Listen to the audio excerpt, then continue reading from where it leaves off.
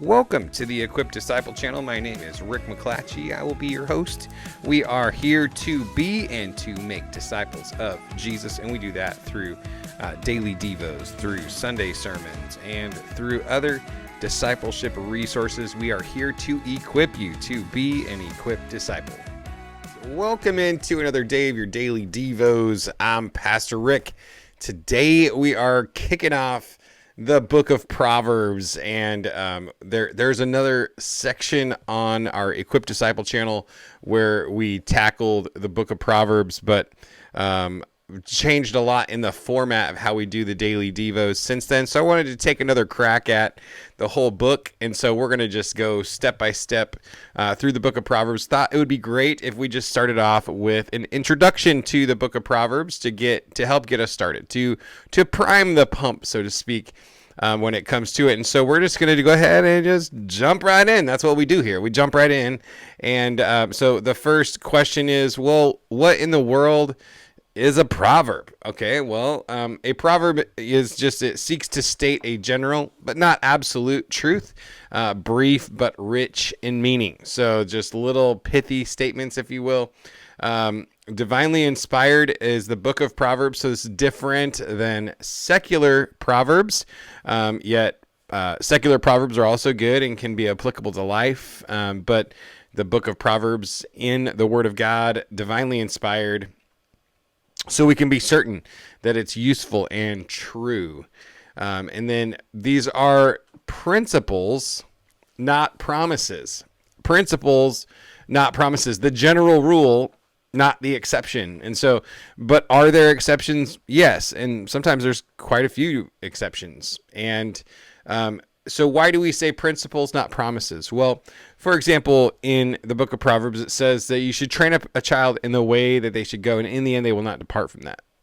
Well, that is generally true. It is a general principle, and that if you train up a child in the way they should go, they have a significantly bigger chance of going the correct direction than if you were to not care about them, not teach them, not help them, that kind of thing. So the principle in play here is to train up your child in the way that they should go.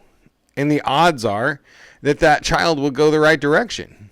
However, it is not a promise that it will always happen that way, because we have this dastardly thing called free will, and people are people, and they make their decisions, and sometimes their decisions are bad ones. It is a principle, not a promise. So basically what we're saying is, if you were to experience something that is kind of opposite of how the principle lays out, that's not because God has failed you. It's not because that the Bible isn't true.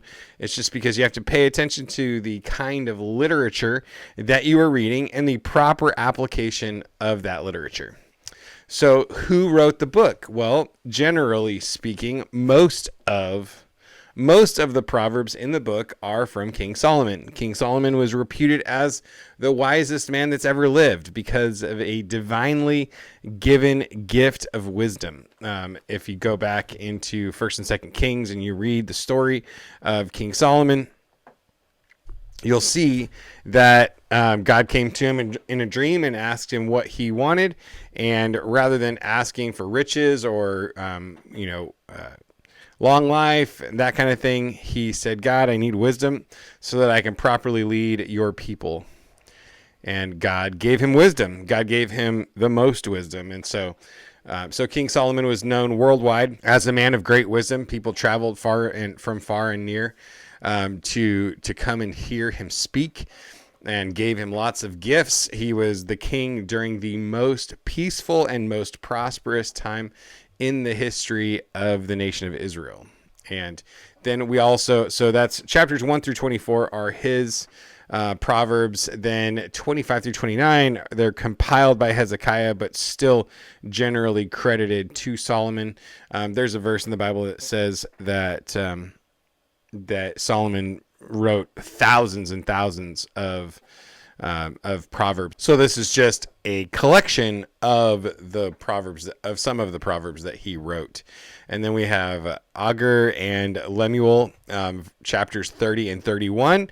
And so those are some interesting, insightful chapters of Proverbs to take a look at. So it's a small departure from Solomon, but still wisdom and still inspired by God. So that's your author situation. And then 1 Corinthians 10, 11, and 12, it says, now these things happened to them as an example, but they were written down for our instruction, on whom the end of the ages has come.